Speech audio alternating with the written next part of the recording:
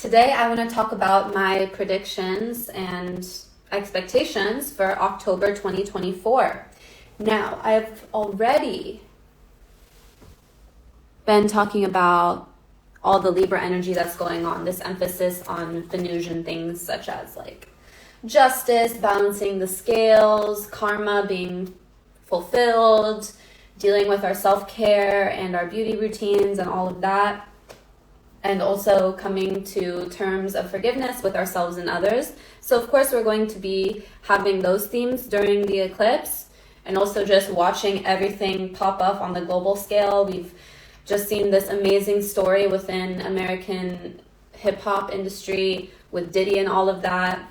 And the most interesting thing is that when you look back, we're about to have, in the middle of the month, this moon square to Pluto, Mars, and Sun. And the last time there was a similar thing, but instead it was like opposite. But anyways, that was when R. Kelly was arrested for sexual crimes. So I find that connection very interesting. Specifically, we had, let's see, I wrote that down.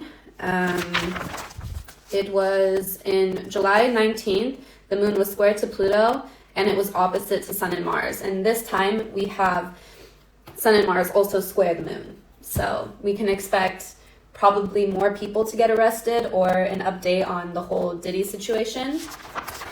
So yeah, that's one connection. And we're going to draw a couple more connections to the past, because it's really important in astrology that we do our research. We take a look both at the past, present, and future. And yeah. Now, let's talk about the eclipse that's happening on the 2nd, which is tomorrow. I believe at 5:40 Berlin time, or sometime around there. So this solar eclipse is having many squares with many planets. For example, the sun is square Mars, and whenever we have sun square Mars, it's usually like fights, war situations. We also have Mars square Chiron, which means like getting kicked where you're in pain, or getting kicked while you're down, if that makes sense. So we could see the further dismantling of certain people, organizations, or so on. So we'll feel that within ourselves. Whatever we have suffered from, we will get an extra kick in there that we remember, and it triggers the feeling and the memory that we can then change ourselves or update our strategy so that we don't deal with it again like that in the future. We also have a grand water trine with Venus in Scorpio, Saturn in Pisces, and Mars in Cancer. So this is pretty cool because it's whenever you have like big water energy, it's very big, emotional, and psychic. So this adds compassion and empathy as well. It's predictive. Memories can come flooding back in that may apply to your life right now.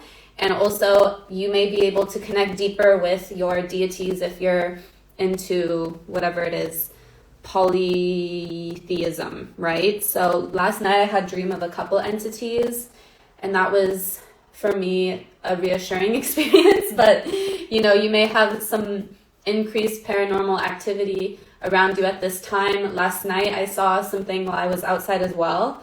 So it's very possible that you could be experiencing something like that.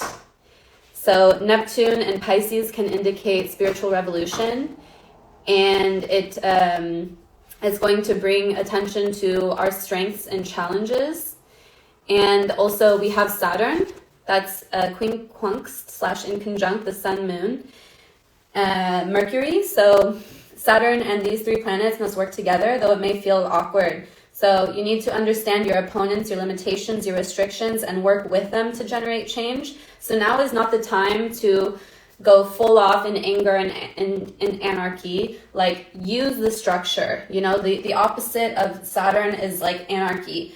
And so the parts of you that want to break out into anarchy, you can actually use the structure to bring in your new ideas into whatever is already existing, because it is very difficult when you're alone and you have no other system or anything on your side. So it's very important that whatever personal ideas you have going on, that you get with similar people, or you deal with it, you face it head on, so that you can make something new from it. We also have Pluto sextile Neptune, which allows evolution and resolution. The structure provides a space for water to be held and take shape. So the Pluto is still at the end degrees of Capricorn, like I talked about a couple videos ago, and Neptune is going to be in Pisces. So yeah, this is like, you have this this energy of this like Capricornian, Saturnian energy with the Pisces energy, and I think of it as the cup in the tarot holding the liquid. So the liquid doesn't hold shape unless it's within a container. And so you can gather yourself and be yourself in your container. And that's the sort of relationship symbolism that I get from this. Now, we haven't really done many predictions, have we? But first we need to establish what's going on first. And this is already happening tomorrow. So let's see how it pops off. And again, it's with eclipses, you just kind of sit back most of the time and relax. And we also have the North Node opposite Sun. So this is balance between our ego's needs and our soul needs. So what do we need to survive? How can we be minimalist? Because minimalism helps us to be productive. And so I think a lot of people right now are dealing with that. It's about learning how to underconsume and how to make the most of what you have so that you don't have to make decisions dealing with all of the shit around you. So when we're less cluttered in the room, we're more clear also in our head. So that is what I'm expecting for tomorrow. Now getting into the rest of the month. So on October 9th, Jupiter goes retrograde for the next 4 months. So in these 4 months, we'll have reviewings and re-strategizing, particularly when it comes to our growth plans. And this is going to be financially, with long-term goals, with our education, because Jupiter rules over higher education. So definitely look into different, if you've been thinking about higher education, what it is you want to pursue, how you want to pursue it, re-strategizing everything. And also with, I recommend that you take a look, if you're into stocks and all that, listen to the podcast from the astrology podcast, where there's a woman who's interviewed who specializes in financial astrology, and she's actually like a trader too. And this is really fascinating because you can learn what to invest in based on where the planets are, right? So for me, that's very interesting and something I'll definitely be looking into. Then we have October 12th, Mercury goes into Scorpio. So this is, of course, us getting more deep into our psyches, and this is, again, in the middle of the spooky season. So definitely getting into those depths of psychology. And Sun, so like getting into all the like young and doing some therapy sessions, all of these interesting things. The Sun in Libra will square Mars in Cancer. So this is about frustration, short tempers, the inner mother and the inner judge fighting. And how can we nurture ourselves while also serving others? So how do we make sure our needs are met as we give to others and as we make space for others? And where have we messed up in that balance? And how can we learn to do better in the future? And so that's an important thing to know, because we know that that's coming. What do we need to have aside for ourselves? And then what are we allowing ourselves to give to others? And also you need a lot of structure for that. You need budgeting for that. So I predict that we'll be dealing with a lot of that. So it's good to get all the balancing of the checkbooks and the automatic money transfers and getting all of that squared away before you learn that lesson the hard way. So for those of you who are not doing all of those checks now, we'll have an incident where maybe you're overdue, you can't pay your bills, something's in overdraft, and that should be taken care of before middle of the month, specifically before October 12th. So yeah, prepare for and if anyone owes you money, get it now. Don't wait until then or give it now, because if you do, you may not get it back. So October 14th, we have Venus opposite Uranus and also Venus trine Neptune. So this is, of course, expecting the unexpected in love, relationship, pleasure, and money, followed by an acceptance and ease into that truth. I'm not going to go deeper into that, but it's, shocking revelations. And also, like, Venus on the bigger scale is, like, our personal preferences culturally. those kinds of things shifting. So a change of opinion probably will also follow. And also the going out of trends. And by then we're in full fall mode, full cozy mode. So yeah, definitely by then have all of your winter accessories and fall accessories together. October 17th is full moon in Aries. Moon will make a grand square with Pluto, Mars, and Sun. So this I already mentioned at the beginning of the forecast. So of course this has to do with powerful confrontations, fights, decisions. The last time this happened, COVID kicked off. That was January 2020. I think all astrologers are talking about this. They're like very much dreading this October 17th full moon in Aries. Also, it happened during World War II, specifically in 1940 and 41. And then I mentioned also that there was a similar configuration where we had the full moon eclipse July 19th in 2019, where the moon was squared Pluto and opposite Sun and Mars. And drawing that interesting parallel to like the rappers who were getting punished for their crimes. But what I think that perhaps more people are likely to go down when this one happens, just because it's a square. So it's like going to be the collapsing of a structure rather than just everybody opposite that person. Instead, it's going to be a tower falling, for lack of a better word. So, okay, that is what's happening from October 2nd till October 17th. So I'm going to take a break, and then I'm going to come back and I will talk about the remaining things of October. Okay? Have a really awesome day, and we'll speak soon. Welcome to October Predictions Part 2. We're going to start from October 18th. So basically we talked about the first half of the month up until the moon in Aries, which is a full moon, which is making all of these squares, causing a lot of chaos. We have some good news and some bad news regarding the rest of the month. So for example, on October 23rd, Mars is going to sextile with Uranus, and this is so that we can embrace bold action, welcome transformation. And this is usually where underlying issues come out and are confronted. So there can be shifts in political public opinion.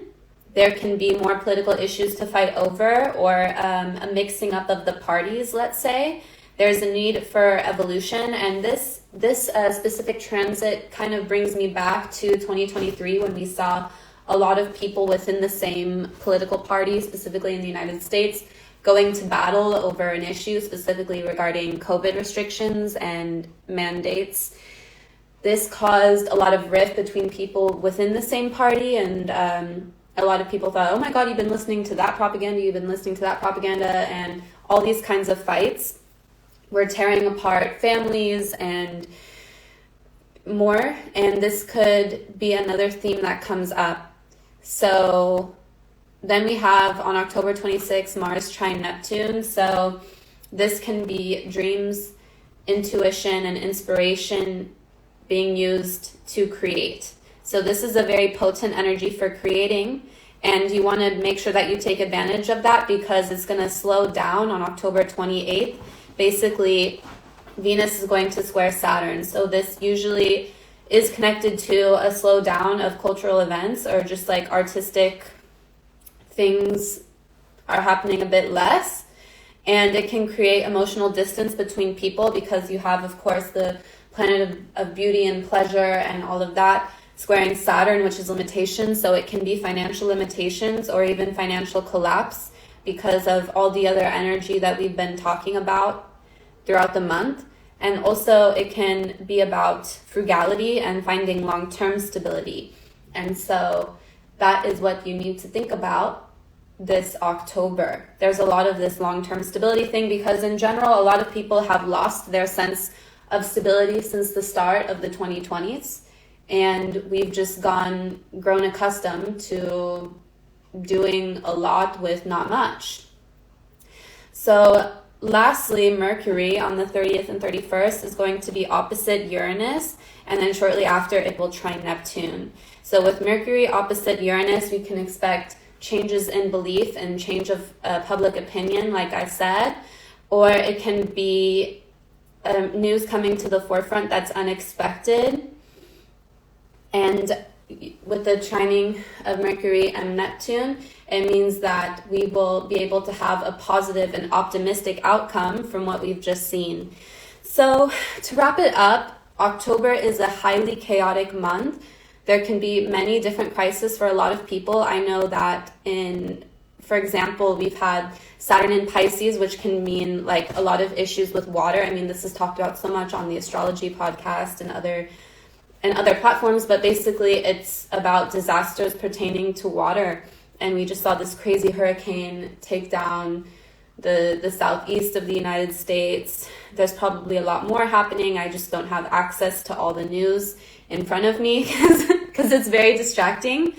But you can expect more drama with water, and especially with this action of Jupiter in Pisces and this grand water trine, which will still be in place. Actually, yeah, with Neptune trine Mars and trine Venus. Also at the end of the month, it's going to be more themes surrounding water. So everything to do with emotional roller coasters, finding safe spaces for you to hold yourself and for you to have those moments of grieving, physical tears running down your cheeks.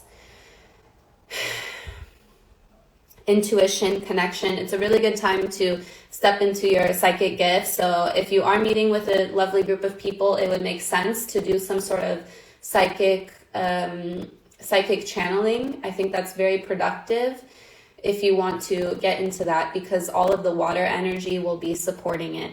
And also reading up on your psychic gifts and how to use and read people's emotional body signals, and also doing things like rituals pertaining to water. So using water in your rituals and taking your spiritual baths, so long as there's no storms and all of that. What else? Yeah, with Jupiter in Pisces and also with Neptune, you're going to have a lot of experience using water magic. So even when it comes to when you're ready to do some manifestation work, using the water element in your rituals. Also, to incorporate the air, the beauty, the cardinal air, which is Libra, speaking beautiful words over people and over others will be highly effective. All right, so that's my forecast for October 2024. I wish you all the best. Have a lovely day.